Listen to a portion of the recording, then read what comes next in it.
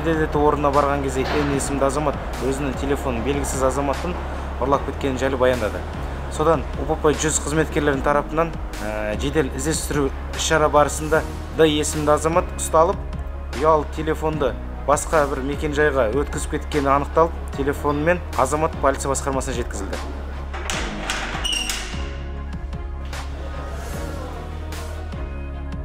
Мен Жасұлан Үсен, барлық базарында Астанада отырып, кешіп кетсем телефоным жоғалды. Полиция қызметкеріне звондадым. Тез уақытта телефон тауып берді. Полиция қызметтеріне рахмет, осы телефон тауып бергеніне алғысым шексіз.